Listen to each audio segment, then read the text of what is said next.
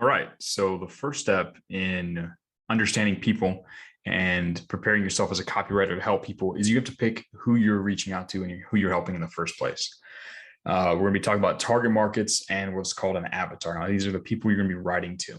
I have a saying that I like to repeat, and it's whoever impacts the reader at the deepest level wins. Of course, that's me. I came up with that saying, but it's true. In the market out there in the world, whoever can impact, whoever can connect or persuade a person the deepest out of anyone in the world, that's the person who wins their trust, who wins their business, who they'll pay for their products and services. So specificity gives you power. If you try and help everyone or sell a product to everyone in the entire world, you'll end up helping no one.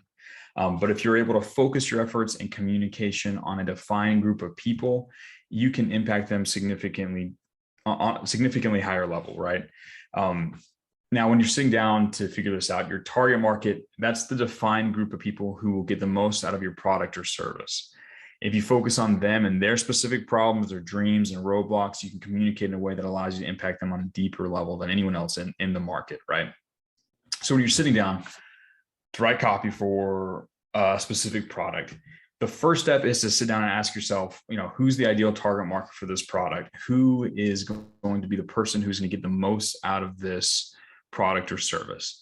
Once you've got that figured out, then you're going to use the following trick to make sure you write in a way that resonates deeply with them. And you do that by creating what's called an avatar. Now, an avatar is a single person that embodies the characteristics of your target market. They're the person you picture in your mind, the single person you picture in your mind as you write. And I like to imagine that they're like sitting in front of me and I'm speaking only and directly to them through the words that I'm writing.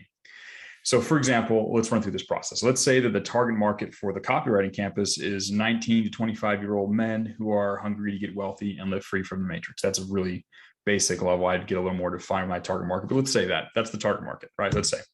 Now, if I want to create an avatar to help me imagine this target market, here's what that might look like in this example. So we'd create someone, I'd call him Steve. I'd say Steve is a 20-year-old young man living in Dallas, Texas.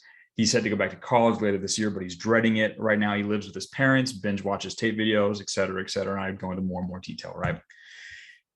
You could even pick a picture to help you picture this person, right? Like a literal picture. I went and found this on pexels.com. It's just some website where you can get stock imagery. And this is who I might imagine in my mind when I think of Steve, right?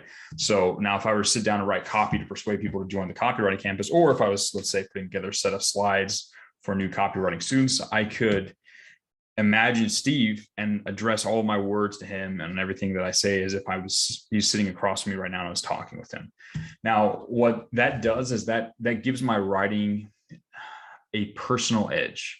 When I can imagine a specific person, it's easier for me to communicate in a way that feels natural and connects with that kind of person on a deeper level, right? So it resonates well with Steve. If someone comes along that's the exact carbon copy of my avatar, resonates perfect with him. Plus, almost everyone else inside that kind of larger target market, it also resonates really closely with them because Steve is an embodiment of those people, right?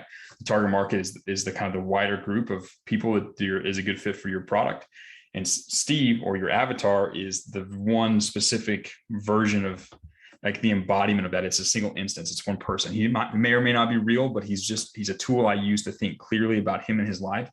And that specificity gives me power. It gives my brain enough reality to latch onto that it can come up with the rest of the information I need to know. So what do you need to include when you're creating an avatar? You need to understand, at a bare minimum, you need the name, age, and a face is helpful, right?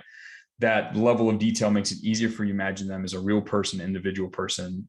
It's really helpful. And then you can kind of ask questions. Well, how would Steve think about this? Or what would Steve say that? And it's funny, you can ask your brain questions and your brain can give you answers, but it's a lot easier when you have a name, their age, and their face, right?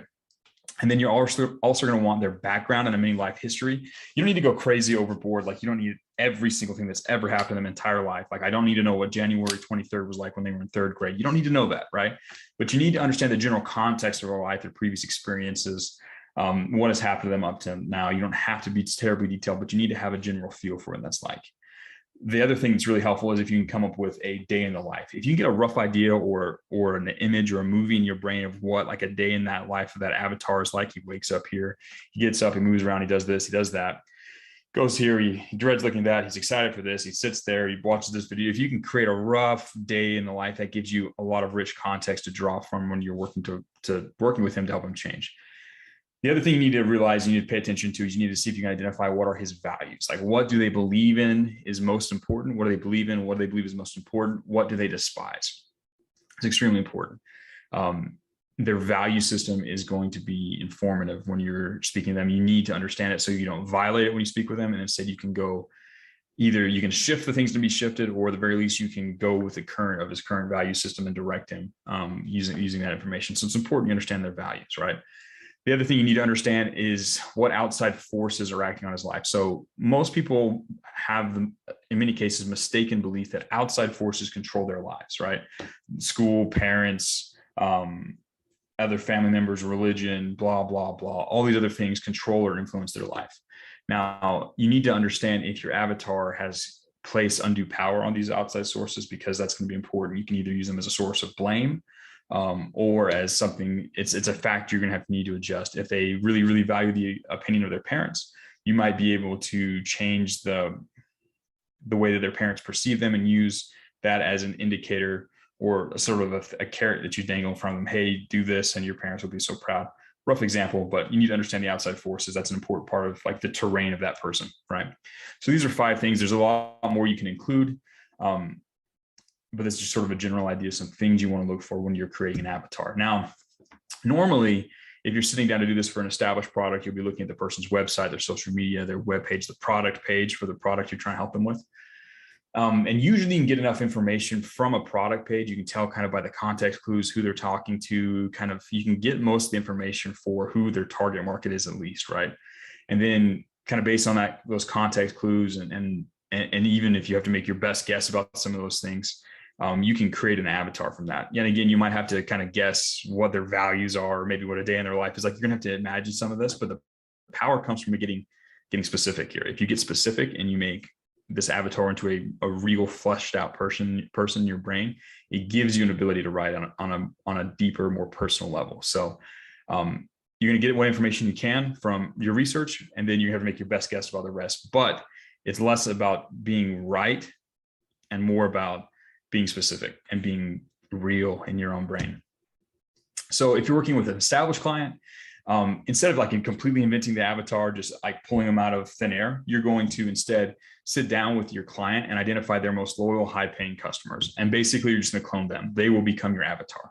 So when you sit down to write, you'll just think, oh, this guy's a really great client. Tim has experienced all these benefits. I'm going to write to Tim, but I'm going to write to Tim, basically the version of Tim that existed before he started using this product or service. So that's the avatar you can even create. Having an existing client makes it a lot easier to sort of supercharge or speed up this process. So defining the target market, figuring out who are the ideal customers for this product, who is going to get the most benefit out of this, who's going to pay the most, who's going to be the best ideal customer for this product.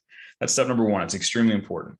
And then taking that and synthesizing out and creating one single avatar that you can use in your brain, a specific single embodiment of that target market to give your brain the specificity it needs. If you do that, it will allow you to focus on them, and it will give your writing the power of specificity and allow you to impact them on a deeper level and win in a marketplace. This is one of the things that will give you, this is one of the things that separates good copywriters from bad copywriters. Good copywriters and excellent world-class copywriters are all really good at defining and speaking to one specific avatar when they write.